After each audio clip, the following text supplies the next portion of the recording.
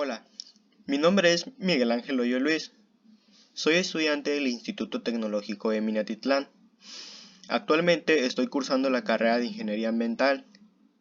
El día de hoy me encuentro realizando una actividad para la materia de Sistemas de Información Geográfica, a cargo del biólogo Ernesto Ramón Corona Romano. Dicho esto, comencemos. ¿Qué es el modelo raster?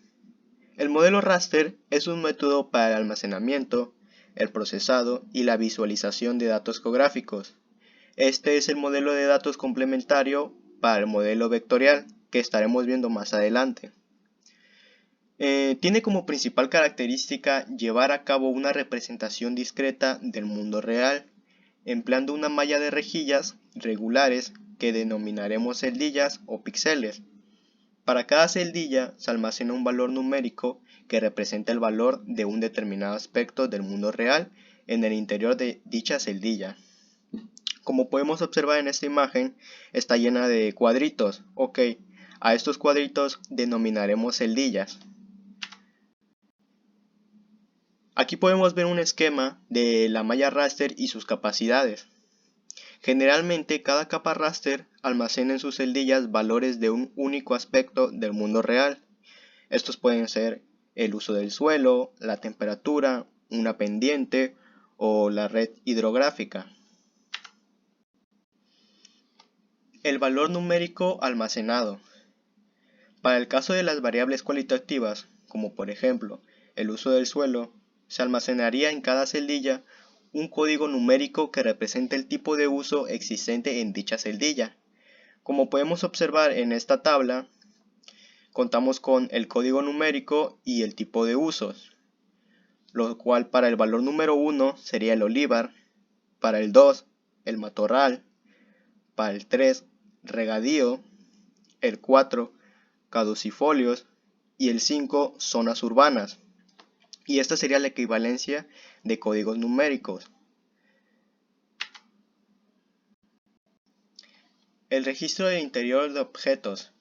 El modelo raster cuenta con otra aplicación de gran importancia, que es registrar el interior de los objetos en lugar de codificar sus fronteras, de tal forma que los límites quedan implícitamente representados por los límites de las celdillas que presentan un mismo valor. Siguiendo como el ejemplo del uso del suelo, podemos observar en la figura 1 que tras suponer la malla raster y codificar los elementos existentes en el interior de cada píxel, obtenemos la imagen de la figura 2, en la que los límites de los usos del suelo quedan delimitados de forma implícita por los bordes de las celdillas, y de ahí su aspecto que comúnmente denominamos pixeleado.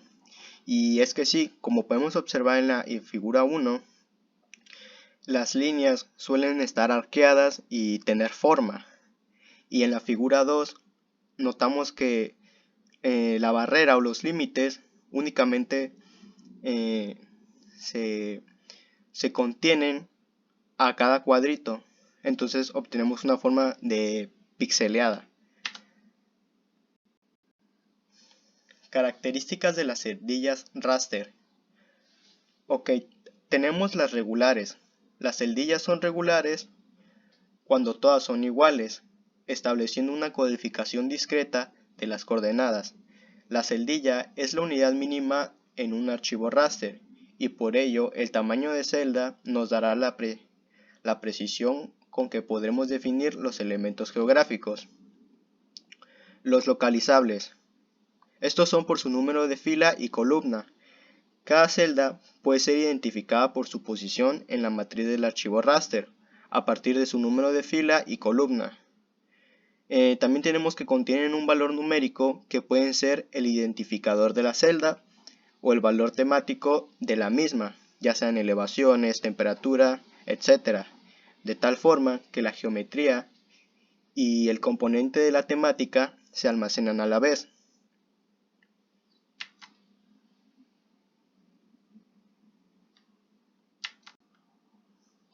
Pérdida de información, resolución y reglas de codificación.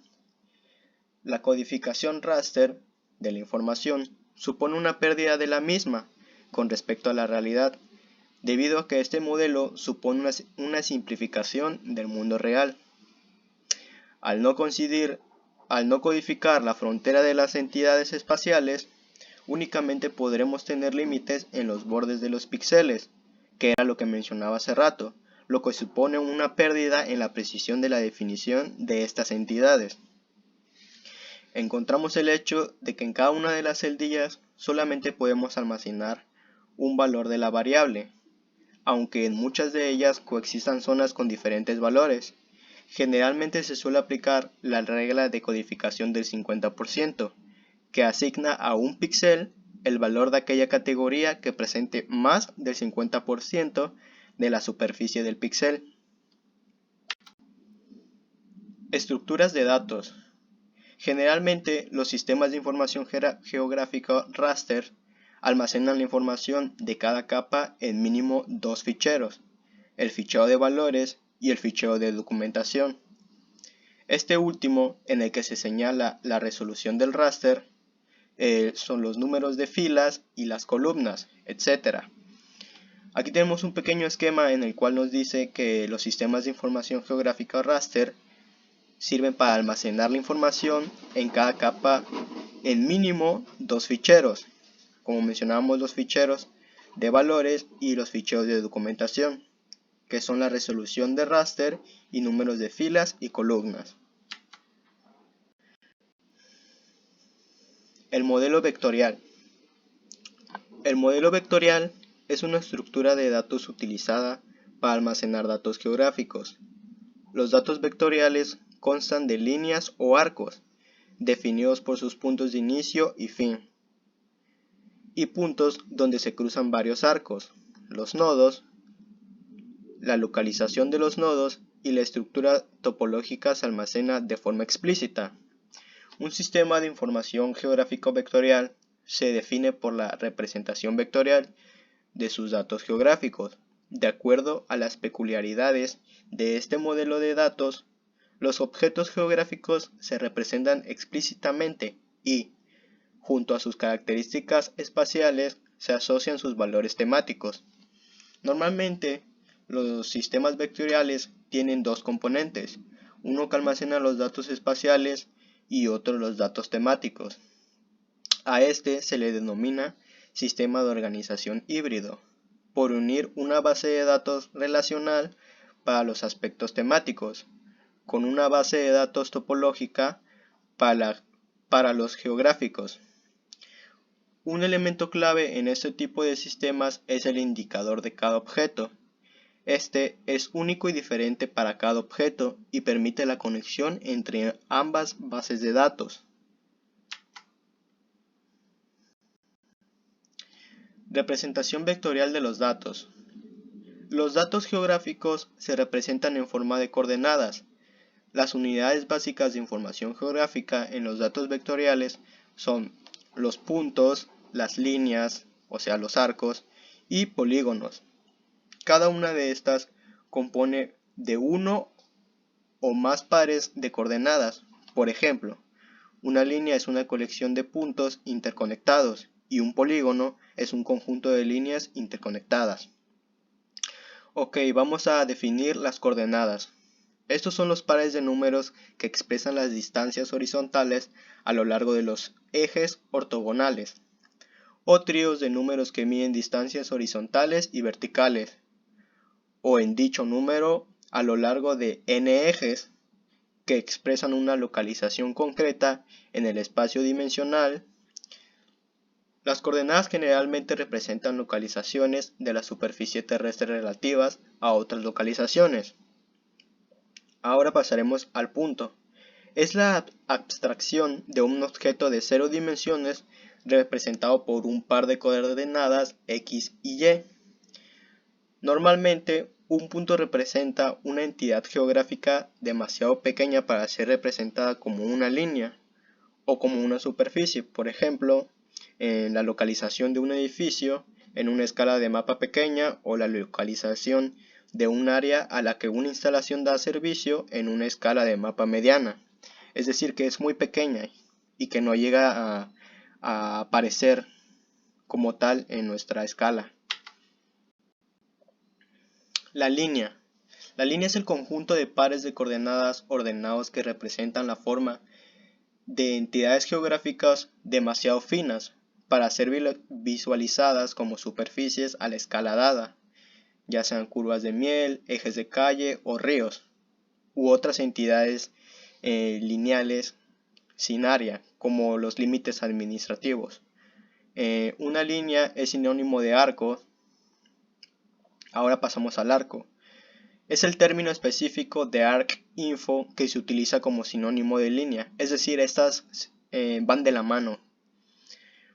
Polígono, entidad utilizada para representar superficies, se define por las líneas que forman un contorno y como un punto interno que la identifica. Los polígonos tienen atributos que se describen al elemento geográfico que representan.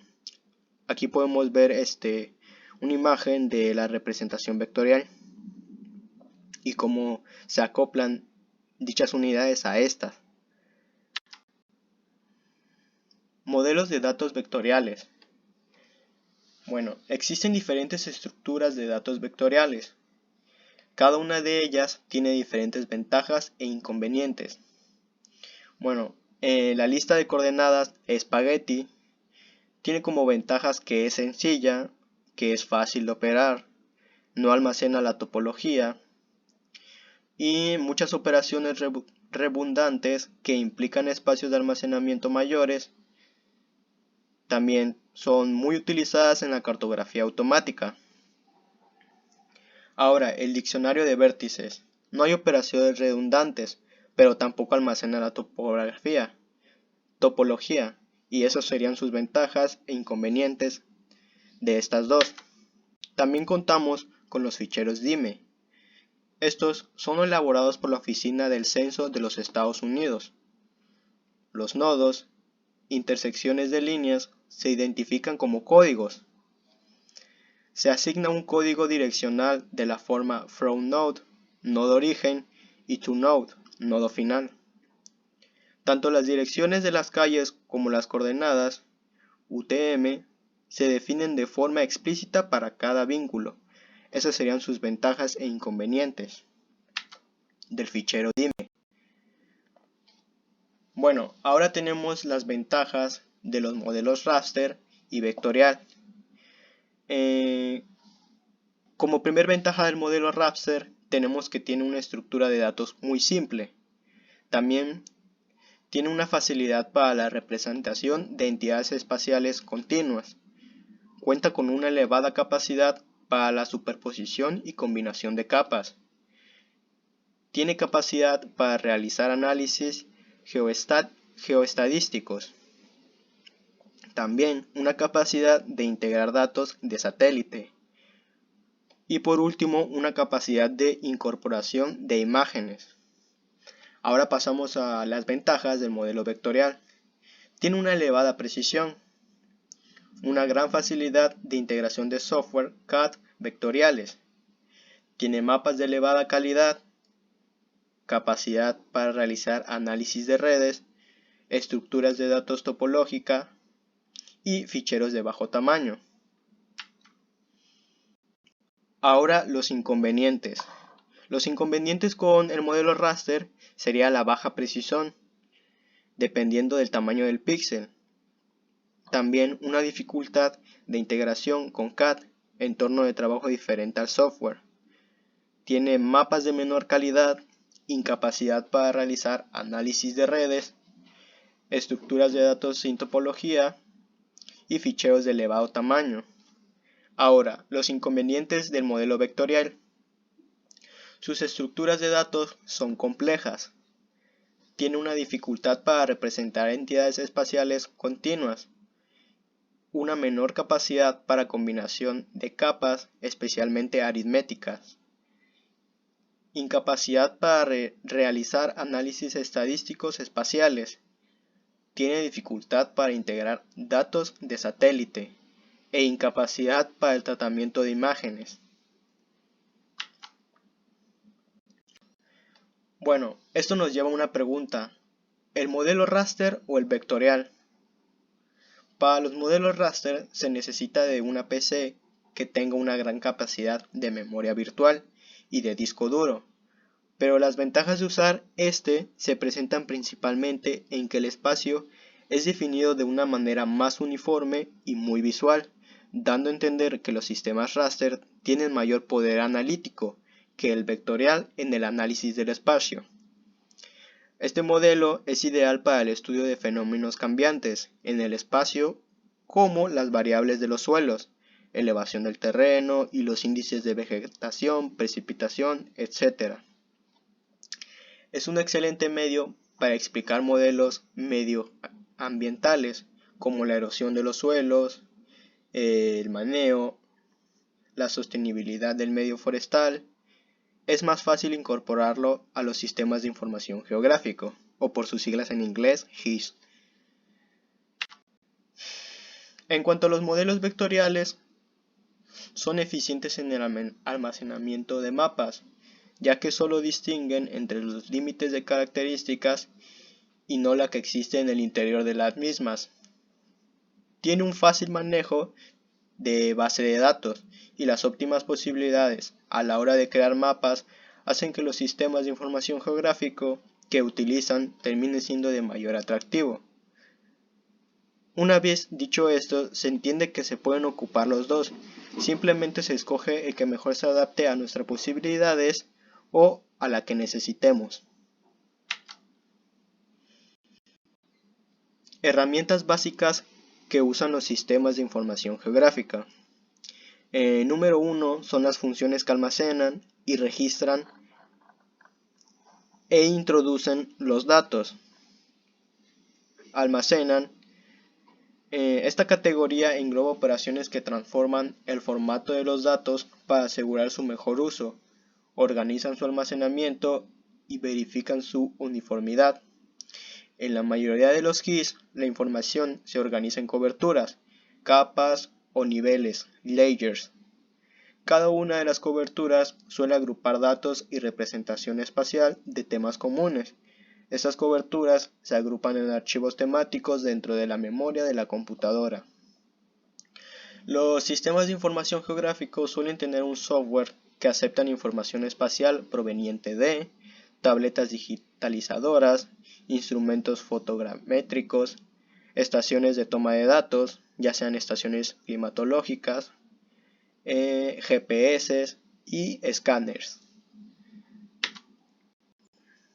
Y número 2, funciones para corregir, adaptar información para un posterior uso.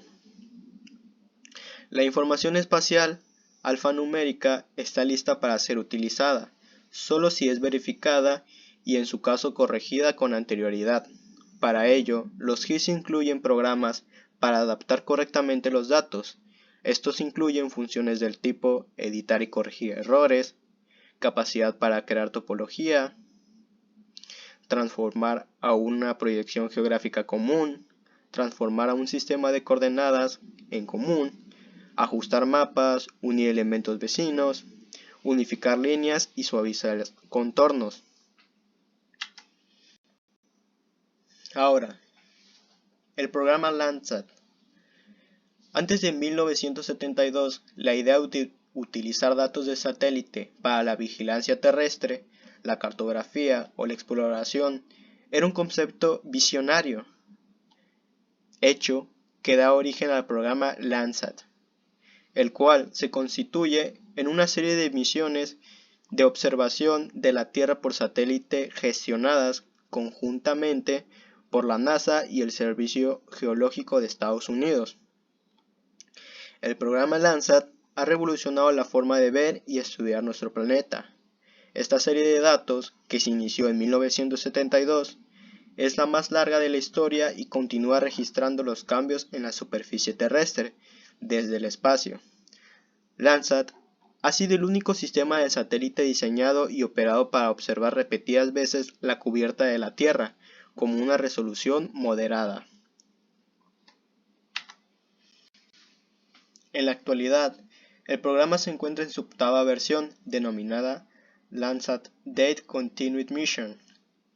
Es el octavo satélite de observación de la serie Landsat y continuará el legado de archivo de los anteriores satélites, convirtiéndose de esta manera en el futuro de los satélites de observación de la Tierra de mediana resolución con más historia.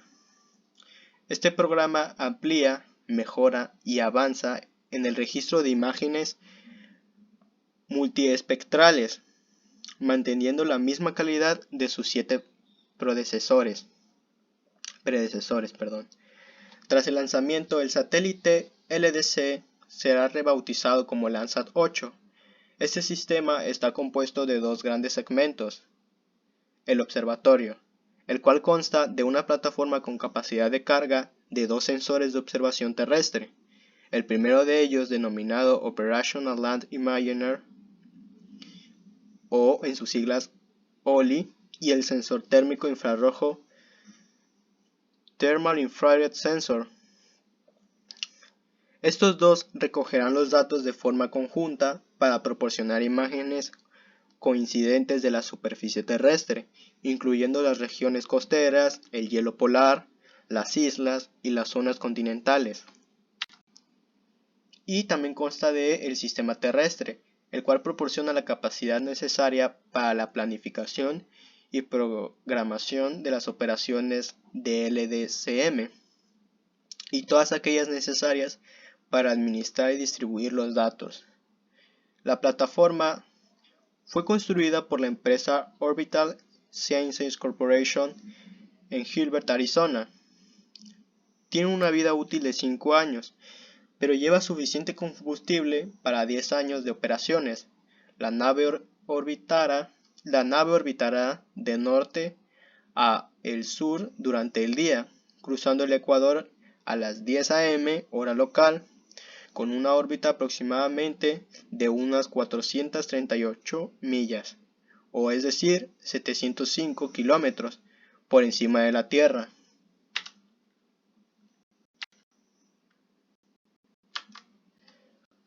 Semejanza y diferencia de Landsat 8.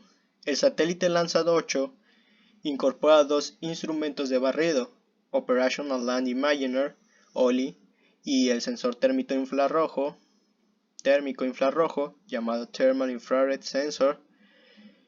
Las bandas espectrales del sensor OLI, aunque similares al sensor Landsat 7, proporcionan una mejora en los instrumentos de las visiones Landsat anteriores, debido a la incorporación de 2 nuevas bandas espectrales: un canal profundo en el azul visible, banda número 1, diseñado específicamente para los recursos hídricos e investigación en zonas costeras, y un nuevo canal infrarrojo, la banda número 9, para la detección de nubes cirrus. La calidad de los datos, la relación de la señal en función del ruido y la resolución radiométrica de 12 bits del OIL y del TIRS es más alta que los anteriores instrumentos Landsat, proporcionando una mejora significativa en la capacidad de detectar cambios en la superficie terrestre. Ok, ahora pasamos al futuro del LDCM. El nuevo programa de la plataforma tiene fundamentalmente 3 objetivos, que el número 1 sería recopilar y archivar datos, bandas multiespectrales y térmicas de cada superficie de la Tierra. Cada temporada de cada año es una resolución que puede distinguir un área del tamaño de un campo de béisbol. Número 2. Asegurar de que los datos sean consistentes con los datos de las misiones Landsat anteriores, en términos de geometría de adquisición, calibración, características de cobertura espectral y espacial, la calidad del producto, la producción y la disponibilidad de datos para permitir estudios de cobertura de la Tierra y uso de la Tierra que cambian en periodos multitemporales. Y número 3. Distribuir productos de datos estándar sobre una base discriminatoria y sin costo a los usuarios. Ok, dicho esto, pasamos al cuestionario, que son 5 preguntas. Número 1, ¿qué es el modelo raster? Número 2, ¿cuál es la función de las celdillas o píxeles? Número 3, ¿qué es el modelo vector? Número 4. ¿Cuáles son las unidades básicas de información geográfica en los datos vectoriales? Y número 5. ¿Qué es el programa Landsat? Bueno, dicho todo esto, es todo de mi parte. Espero que les haya gustado. Adiós.